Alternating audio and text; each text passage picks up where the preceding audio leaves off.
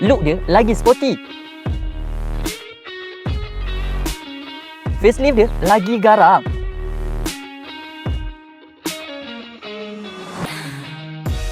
Kalau korang tengah mencari satu kereta SUV family yang senang pakai hari-hari, inilah dia Toyota Corolla Cross Facelift. Dekat Malaysia, kita ada 3 jenis variant. Yang pertama, 1.8 jenis petrol dengan harga RM133,800. Tak cukup dengan tu, HEV pun kita ada dengan harga RM140,800. Dan yang paling best, kita ada GR Edition dengan harga RM148,800. Wheelbase dia 2,640. Maksudnya, ruang kabin memang ngam untuk family. Duduk belakang pun lebih selesa. Tengok untuk design facelift kali ni. Design dia nampak lagi kemas.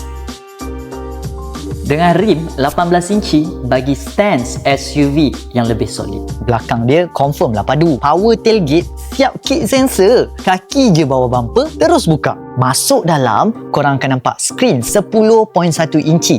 Siap wireless Apple CarPlay and Android Auto lagi. Dan dia ada upgrade penting, iaitu EPB dan juga Auto Hold.